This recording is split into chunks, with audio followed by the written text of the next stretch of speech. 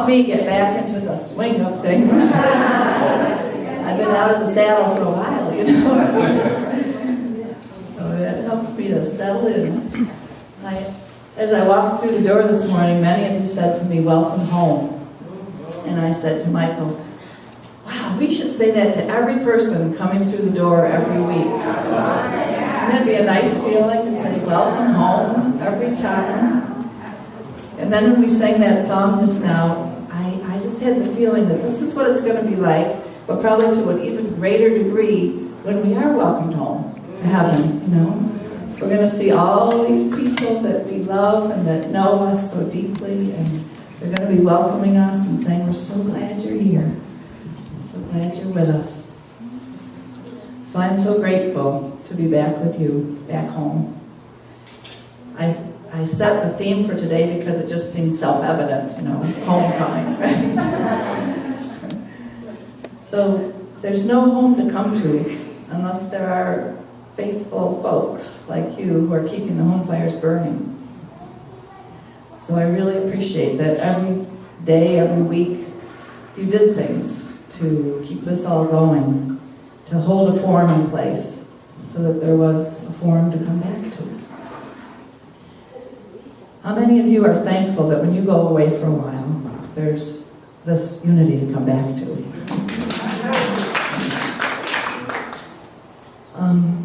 You know, I'm really excited to talk about this theme of home today because home is a feeling of the heart.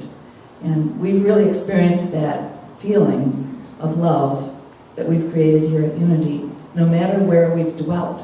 And I just thought it was sort of ironic and interesting that today we're not at the Havara, that you're welcoming me home to a different place. You know, it's not so much, it hasn't been at least, about the physical space, but about the feeling that we've created in our hearts. So, how many of you are glad that you have found Unity in Ashland as this kind of a spiritual home base? Yes, me too. So thank you, and thanks to the kids too. And thank you, children, for being a spirit of life energy in our midst. And we're going to bless you now and have you go out with your teacher by way of creating this space, this beautiful environment that we're in here to be our sacred space. Let's close our eyes if you're willing and feel yourself sitting there, your feet on the floor and your back straight, and just going to say a prayer. Prayer is our way of acknowledging that we are in spiritual presence. And so we speak to the Great Spirit of life. Great Spirit, oh, we welcome you here. Come and be with us now. You are the one who sustains and provides for us on all the journeys of this life. And we come to you today with hearts so full of gratitude for watching over me and taking care of me in my journey, and for watching over each one of us. Spirit of life, I thank you for our bodies that have all of these senses through which we feel and know. Thank you that our bodies allow us to be at home here on planet Earth. So we're so thankful for our bodies, and we pray that we pay attention to them, listen to them. Spirit of life, bring us eyes to see the beauty that surrounds us in the springtime. The sunshine kissing the green, green grass, and the red tulip shoots raising their joyous petals. Spirit of life, bring us to renewed strength. The strength that flows like torrents of spring streams, and the quiet strength of roots pushing deep into the ground for nourishment. Ah, Spirit of life, bring us to pleasure. The simple pleasure of bees, honey, sticky and sweet on our tongues. And the wind grabbing a kite and taking it high. Take our hearts soaring too. Bring us to wisdom. The knowledge that new life springs up without help. In spite of everything we do or don't do, green shoots will bring in the spring. Green grass and pink dogwoods and yellow dandelions will appear. Spirit of life, bring us to love. Springtime love that has magic in it. The children just look cherubic. The parents look happy. The lovers look mesmerized. And the seniors look satisfied in the spring. Let springtime love be a part of our lives. Spirit of life, come to us now so that all the energy and power of spring will make us tall and smiling and expectant of miracles. Oh.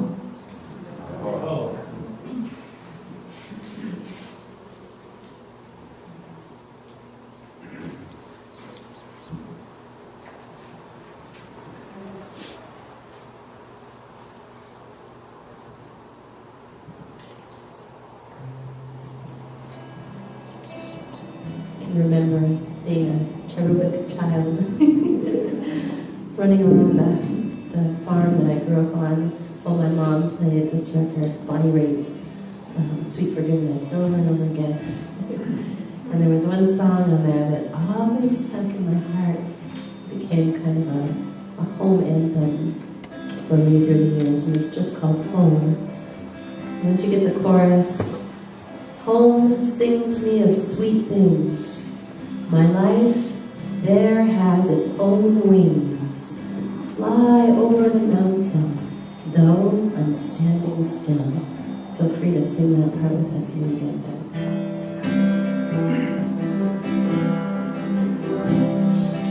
Traveling at night, the headlights were bright. We've been up many hours. All through my brain came the refrain of home and its warming fire. Home sings me of sweet things. My life there has its own wings.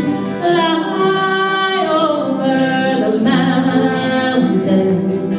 Oh, I'm standing still. The people I've seen, they come in between the cities of tiring life. And the trains come and go, but inside I know the struggle will soon be a fight. Here's the chorus.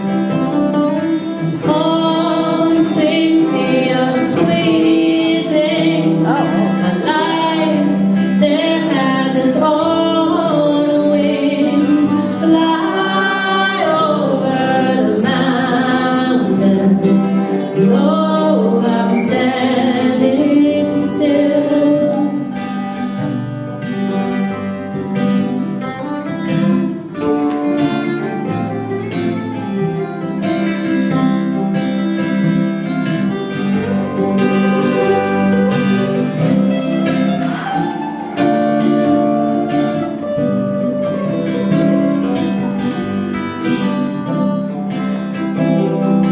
Traveling at night, the headlights were bright, but soon the sun came through the trees.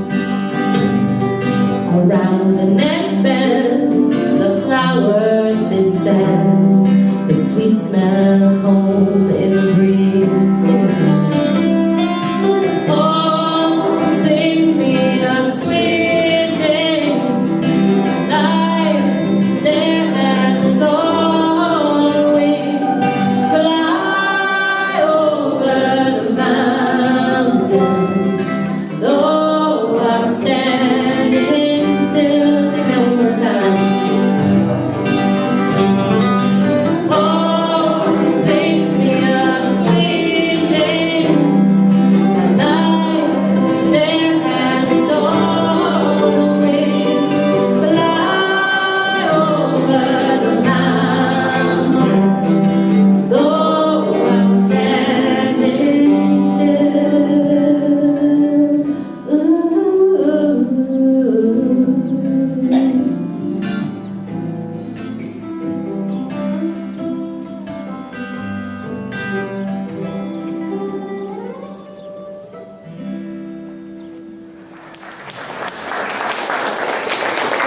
How many of you know that Bonnie Raitt song? Yeah. No, not too many of you. It was a big one in my youth, too. Oh. Well, somebody said that maybe the best part of going away for a vacation is coming home again. Another author said that home is a name, a word. It's a strong one. It's stronger than any other word a magician ever spoke or any spirit ever answered to. It's the strongest conjuration. Home. Well, they can't help but bring to mind the image of Dorothy in The Wizard of Oz, right? Finally discovering her power of manifestation when she clicked her heels together 3 times and said, home, home, home. There comes a time when we have to leave our homes and go on a quest for a change in perspective. Shamans have talked about this through the ages, that we have to go into liminal spaces, liminal meaning away from our common area, out into the wilderness. And then there comes a moment when we're ready to return. Samuel Johnson said, to be happy at home is the ultimate result of all ambition. In other words, all of our ambitions, our aspirations, and our adventures can lead to being happy or content at home. So today, thanks for being here to celebrate my happiness at being home again, and all that that means after having taken this journey. I want to explore with you the meaning of home in my life, and perhaps in your lives, and in the life of our spiritual community. So, to start with, by way of doing that, I want you to catch me up on things a little bit. And sometimes in our services we've done this sharing in a communal way of our joys and concerns. Sometimes we've had a big bowl of candles and you'd come up and light a candle and say your joy or your concern. It's a way of connecting with one another, celebrating something good that's happened, or asking for prayers for something that's on your heart. So it's just a brief sentence of a joy or concern, but it's a way of me getting to feel you again and you feel one another. So I think it would be good to maybe just pop up where you are and say what your joy or concern is. So, and then we'll say a sealing prayer afterwards. So what are some of your joys and concerns today? I can hear it in our midst today. So thank you for strengthening us by our coming together here today in these visions of healing and hope for ourselves and our planet. Aho. Well, another thing that's been said about home is it's where somebody notices when you're no longer there. I like to think that you noticed I was no longer here. And yet I also like to think that you experienced many good speakers in my absence. Did you? Yes, I heard that you did, yeah. And many good moments that you probably had of taking on responsibilities for keeping this unity ship afloat. Did you feel that too? Did you feel how it came upon you to make sure that it all kept going?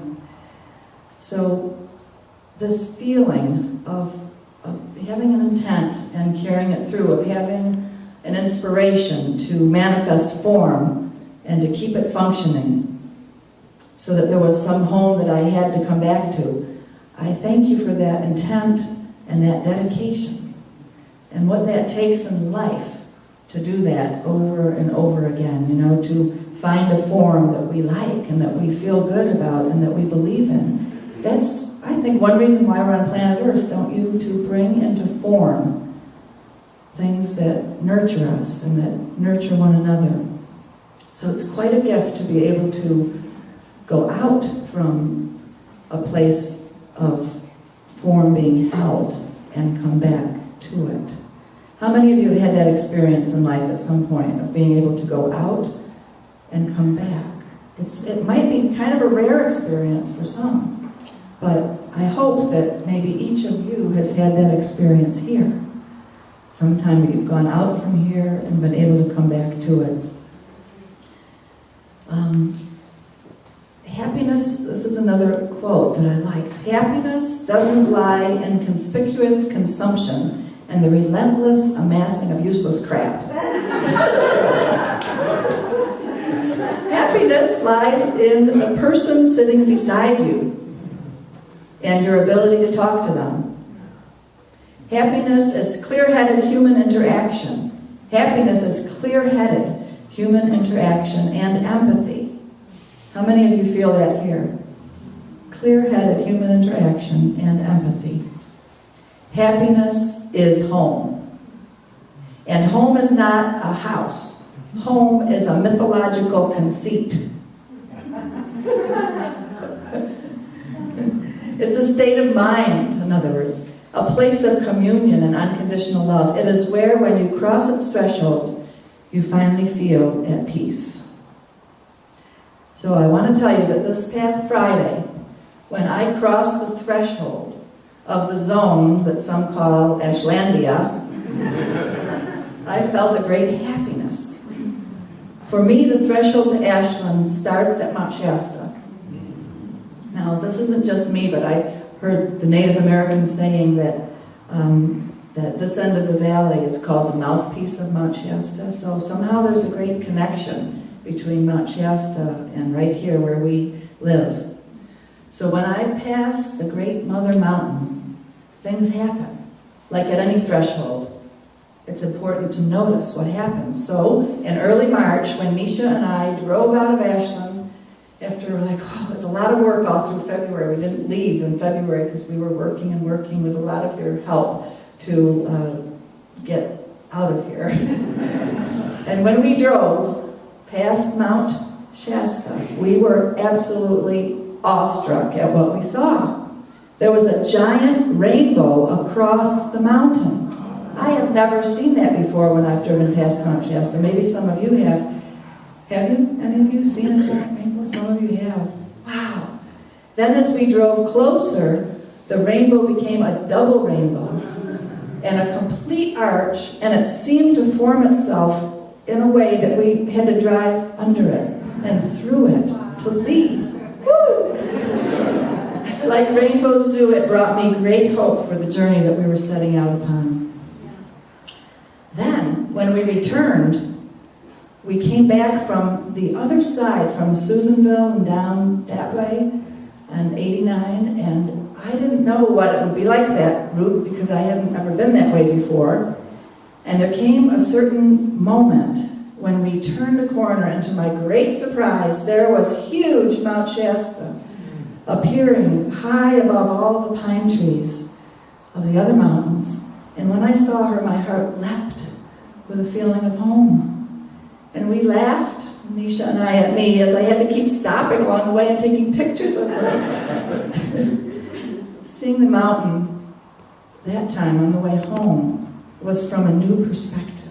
And Nisha brought that up to me, that I was being touched so deeply because I was seeing from a new perspective.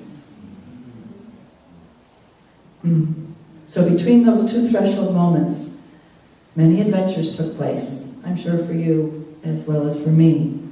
But I want to tell you a little bit about the story of some things that happened for me, and I'm sure as the weeks go on, other pieces of the story will come out to highlight. But the first month that Nisha and I were away, we spent it at a healing, cleansing retreat center in Desert Hot Springs. Our schedule there was both restful and intense. We got up every morning, just to have you picture what we were doing for a whole month. I'm going to tell you this. We got up every morning at 6 a.m. and did juicing, and then took Mom for a walk and got ready for our day. And the day was pretty intensely scheduled for us. At 8 a.m. we went into the hyperbaric oxygen chamber. Have you ever seen one of those? Some of you have. And we're in there for 2 hours. And then we got out of there and did more juicing and exercise, and then we went into another tiny little chamber where we sat for 3 hours, and that was infrared sauna. And we would sweat. And then we stretched and exercised a little more, had more juices, and then a colonic. And then in the evening, we got into the hyperbaric chamber for another 2 hours. So you can see what I mean. It was kind of an intense schedule.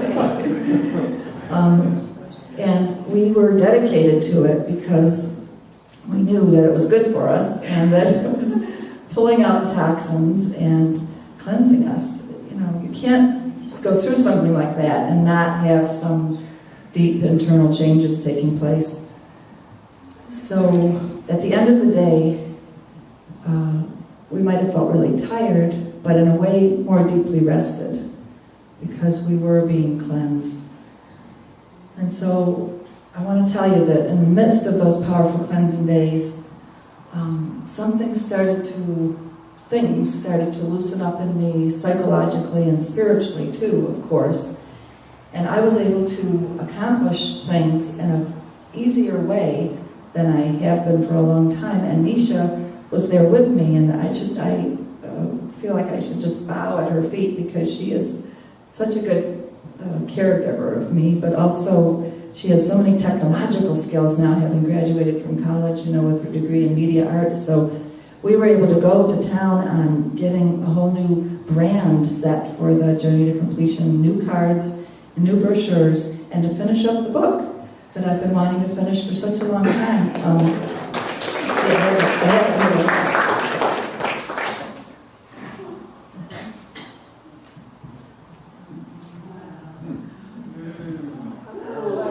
Isn't the cover pretty? This is a galley copy, like they say. It's the first copy that we have to go through and make corrections on and so forth, but soon it will be available for you to purchase and read over, and then beautiful brochure to go along with it. I'll put these toward the back so that you can look at them, and then, like I say, soon you'll be able to have your own copy. So, wow, so all in all, I'm here to celebrate with you that I feel much better and that we were able to accomplish that. Let's have a big yay.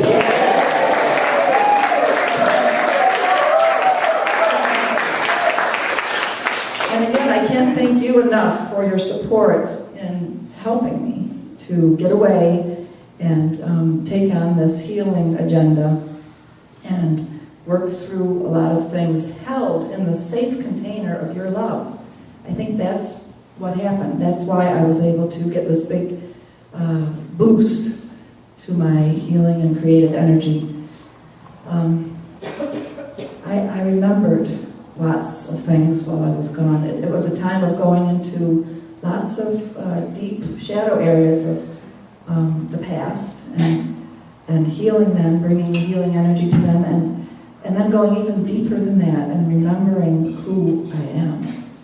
That I am stardust, that I am a being who's got a purpose here on earth, and that we are all here for that same reason, to remember who we are, to hear that call of what is not yet manifested in us, and to bring the garden back here on planet Earth. And that's what I hear amidst your comments today, that we're doing this in our bodies. We're realizing that we are bigger than these bodies too, and that we are not limited by our form here. We're thankful for it and we will focus on it, but that we are also these beings that are before and after and eternal, and yet we're here for a purpose. So we've got a wonderful song to celebrate this that I think will be very familiar to a lot of you. Sing along if you know it. And then I'm going to talk a little bit more.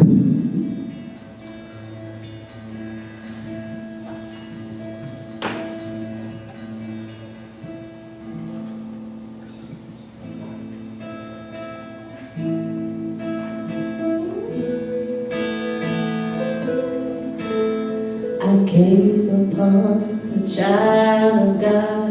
He was walking along the road, and I asked him, "Where are you going?" This he told me. He said, "I'm going on down to Yasker's Organic Farm. I'm gonna join it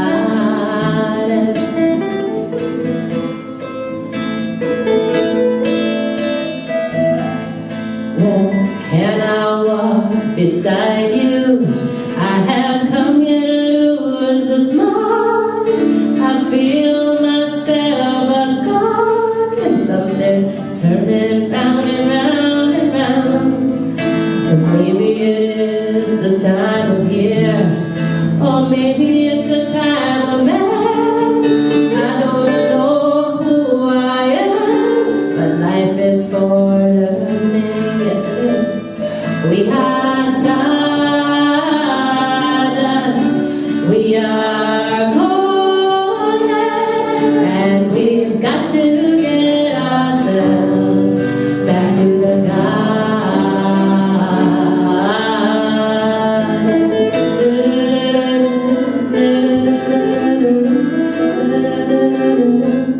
By the time we got to Ashland, we were half a million strong, and everywhere there was a song celebration. And I dreamed I saw the farmers riding shotgun in the sky. They were turning into butterflies across our nation. We are stardust, million-year-old carbon. We are golden, caught in the angel's bargain, and we've got to get ourselves back to the garden.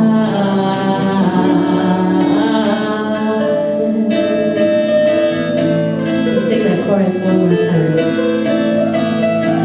We are stardust,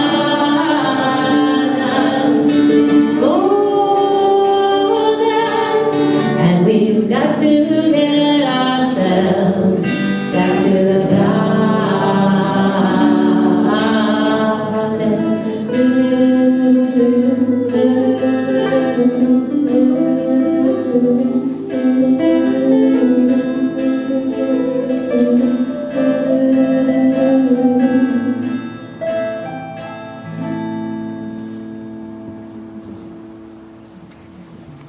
Oh, beautiful. We've been carrying this vision through the 70s, through the 80s, 90s, 2000s. Here we are, in this stage of getting ourselves back to the garden. We set out on these journeys of our lives, and we're headed somewhere. When we're young, we have a real strong vision and a big spark to bring forth things. And then sometimes we go through a lot of hard experiences and we can get kind of worn down, but that's why we need to come together like this, to feel the energy and to remind ourselves that we are headed home, that we are home in our deepest selves, and that we are creating more and more sense of home on the planet. Before I set out on this particular journey, some of you met with me in a strategic planning process, in a small group with our consultant Ann Golden, and then many of you came together with me at my house to think strategically about what was needed next for unity and for me. And you helped me to realize that first, before we could do anything else, that I needed some rest. Having been doing this for 9 years or so, I was just in need of a real deep rejuvenation. And we did it. We got me off into that, and it was so rejuvenating. And as April's end came close, I realized that because I've had this rest, that there was, just at the very end of April, just about a week ago, a lot of new inspiration arising about what this next phase of our journey together might look like. And so we had said this before I left, but when I came back, we planned that we would enter into this phase 2 of our strategic planning process. So this will involve, all of us visioning together. And now I have real excitement and energy for this next phase. But before I go there, we will go there over the next few weeks, but let me back up a little bit and spend a little bit more time sharing about this concept of homecoming and my journey. You know how when you set out on a journey and set an intent, then everything that happens becomes meaningful, right? Nothing that occurs isn't held within this sense of meaning. So after leaving Desert Hot Springs, we were led to many resting places, small sharing of home spots along the way. And the first place we went after leaving the healing center was Sedona. And we set out driving, and we had decided not to go on into Mexico, where we thought we might go at first, or to any other of the countries like Costa Rica or any of the places we talked about, because I wanted to stay with organic food and no pesticides and things like that, so that I could, keep the health going. So we traveled around the Southwest. And when we got to Sedona, I remembered that I had been there a long, long time ago in 1997 to Cathedral Rock. How many of you have been to Cathedral Rock in Sedona? How many of you have been to Sedona? It's a vortex place, a very magical place. And I had been there in 1997 with a small group of board members to launch the International Alliance for Spirit at Work, which was about bringing spiritual principles into the corporate workplace. And we had met on Cathedral Rock. And we were standing there all together saying prayers and bringing energy forth for this new project. And a woman that was with us was a clairvoyant. And later on that evening, she said, asked me a question. She said, was buckskin important to you in your childhood? That's a weird question to ask somebody, isn't it? So she had to have a lot of confidence in her clairvoyant skills. And I burst into tears, because how did she know that buckskin was extremely important to me? And so much so that I'd ask my grandmother to find me some form of buckskin that I could touch through my senses and hold. My grandmother had gotten me a little buckskin vest. Well, this woman who saw this vision at Cathedral Rock said that she saw a huge Native American figure standing behind me.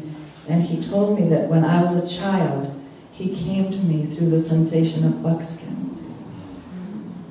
And so we returned to Cathedral Rock, and there wasn't the clairvoyant there to see anything, but I felt the presence that reminded me of the guides that we have in our lives, and especially at significant moments, that the guides are there for us, showing us the way and reminding us of who we are. So Nisha and I stood there on Cathedral Rock again, and I was being reminded that we are so not alone. None of us are alone. Each one of us has guides. And that when we come together in a spiritual community, the truth is that this room is full of a lot more than just who we are sitting here. And Native people realized that in this very territory when they did the ghost dances, and we at times have celebrated the ghost dance together, and people would look in the rooms where the Native people were dancing in the ghost dance, and they would say, only 12 people went in there, and now there are 200 people in there. People could actually see the ghosts or guides, ancient ones, with them. So remember, we're not alone in these tasks that we're setting out to do. The big guardians are with us here. And we're on a launching pad right now, just like I was launching the Spirit at Work portion of my job then. There's something that's about to be launching now. So remember, I spoke to you before I left about this being the year of the horse. And I've read since then that astrologically it actually said that during the first few months of this year, it would be a tremendous cleansing time, a tremendous time of delving into our pasts and remembering things that have blocked us and getting ready for a huge leap in consciousness. And they say that May, astrologically, is the time for this leaping to begin, and that the horse energy is here with us to help us leap into whole new pastures that we haven't been in yet. So, after we left Sedona, we visited several friends along the way, and the theme of home became very strong because we were hearing stories from them. For example, we visited a woman who's done the journey to completion, who's a retired lawyer woman, and she had gotten the strong message in the beginning part of this year to leave her home in Dallas, change structure of her home completely, and move to Boulder to be with her family there as she gets older. And so we visited her lovely home and got to stay there looking out over the mountains in her home that she's created there with such beauty. And then later we traveled into New Mexico down on our way back, and we visited the Acoma Pueblo. Have any of you ever been there, to the Acoma Pueblo? It's called the Sky High City. It's the longest continuously inhabited village in North America. Thousands of years, they're not even sure how long people have been continuously living there. And the significant thing for me about returning there on this journey was that when I had first gone there, it was way back in 1993, and I was living in California, and I went up on the Yakima Pueblo as I was visiting the Santa Fe area, and I met a woman there named Norma, who was a potter, and she prophesied over me, and she said, I think you're going to be leaving everything and coming to move to New Mexico by September 2nd, and this was like June. And I thought, well, that's silly, you know. But I got back to California, and a series of things happened that, sure enough, I got a job in New Mexico, and by September 2nd, I was back there. So this woman, I always felt a kinship with her for her name's sake, but also because she had been a key person, a passing messenger, telling me that a big change was coming in my life. So I wanted to go back and see if she was there. How many years? 93 until now, 21 years. And sure enough, we found her on top, living up there on top of the Pueblo. But she's been through many hard things in her life since then. And so we asked her if we could film her. And it turns out that we had to go off of the Pueblo to actually film her. And we're going to be telling you the story of her life more through film and as a project that we might take on, because she lives in a house, a home up there on the Pueblo that has no electricity, no running water, no toilet, no refrigeration. That's how the people live there up on top. And she has a piece of land down below, but her trailer burned down on it many years ago. And so we like to think that we honor Native ways and Native American people. And I came across this Norma who needs a home.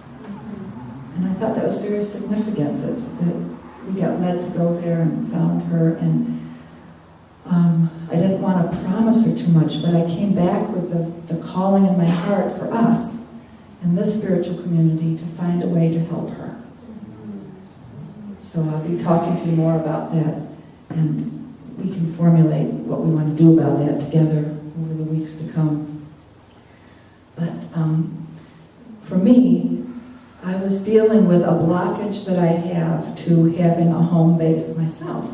And all those of you that have known me over the years, right, you know that it's been pretty hard for me to have a home that I can stay in through environmental toxin reasons and, you know, different things internally too. So I had to face into the patterns of my shadow and of the protection that I have developed.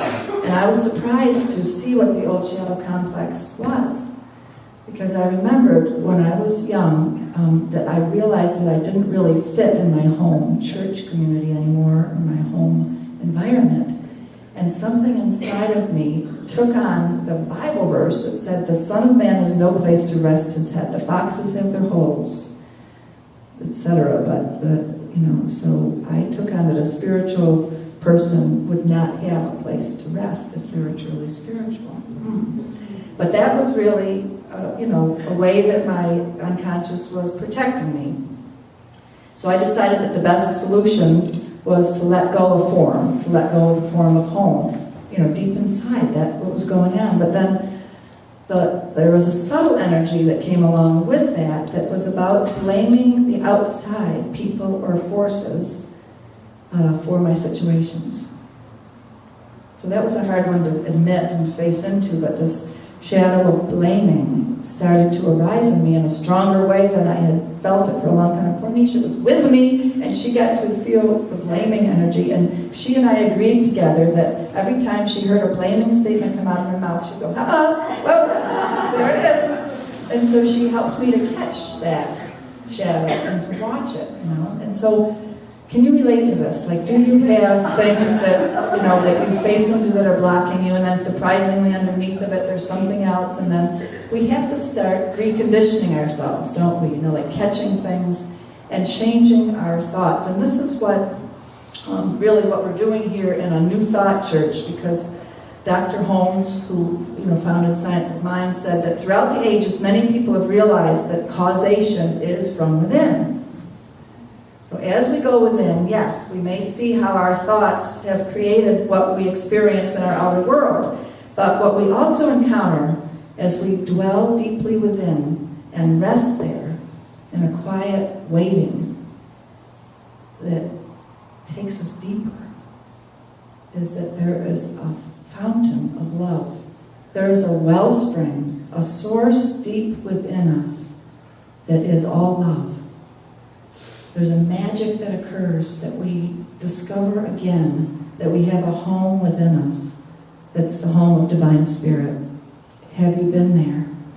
To that deep wellspring within? If you haven't, you probably are longing for it and seeking it. It is there. Don't worry, you will find it.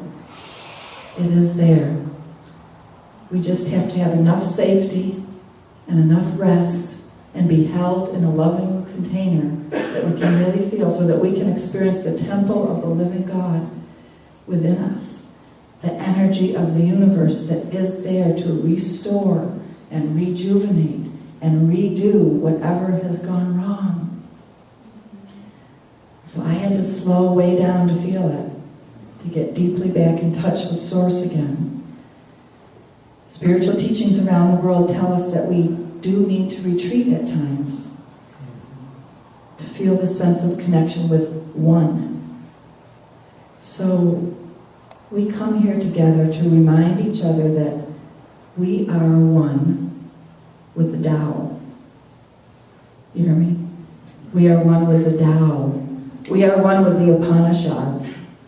We are one with the scriptures in the Bible. We are one with the Torah. We are one with the mystic Christ. We are the union of the divine masculine and feminine, the Hieros Gamos, the union of heaven and earth coming together. We are one with that in our bodies. This is our true self with a capital S, the true essence of ourselves that animates us at a core level. And when we stop and cleanse and rest, we come to know again this home center of our being, where God dwells in us. Our bodies are the house for the eternal. Yes.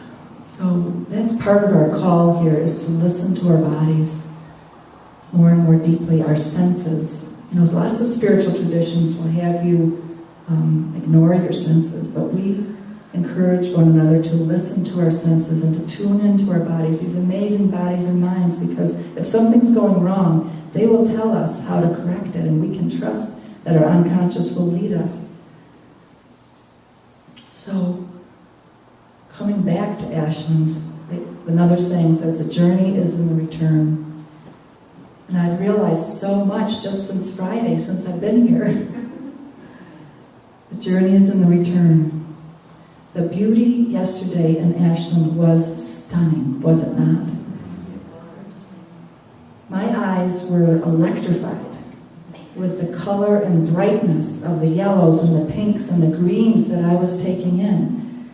And then I kept running into friends at the co-op and different places who were hugging me. Even went to storage and there was a friend there. Everywhere I went, there were friends greeting me and hugging me and welcoming me back.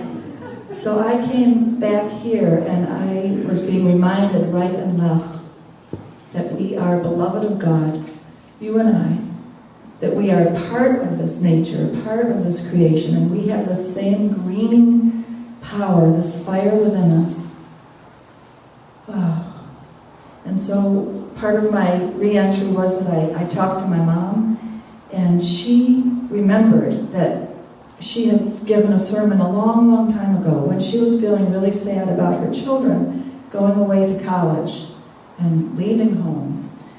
And we've talked through the years because I was one of those children that left and never went back to the East Coast really to live, you know. And so that put my mother through a lot through the years. And sometimes we have to let go and let people find their home other places. But she reminded me that she had given a sermon back during those times as a way of comforting her heart and of acknowledging the holding of ourselves in spiritual community. And so I want to end with the end of her sermon. She said, and I've adapted it to me and Ashland, but she was she told it to me in her way that was about our home back there, but here it is. As I came around the bend in the road and caught a glimpse of home, for me it was that visage of Mount Shasta, my heart leapt up in joy and praise. And as I came down the hill into this town and laid my eyes once more on those familiar green fields and beheld the iridescent yellows and purples of the flowers, I was filled with ecstatic joy, realizing that it was a portent of a great homecoming that we will all have. I drove around town and saw the familiar places, the shops in the downtown and all the people riding their bikes and children laughing and playing by the creek. And my eyes were opened as if in a new way to take it all in. The lovingness, the liveliness of this town that I call home was here to nurture me, to heal me. And when we feel this warmth and love quickening in our hearts, then we know we're home. It's when we see the faces of those we love saying, welcome home, good job. No matter what you've been through, we're glad you're home. It's then that we know for sure that we can come home in this universe, because you've helped me to know that home is where the heart is. So I thank each and every one of you for being my home. Thank you. Thank you. Together with a prayer, and then we'll take the offering.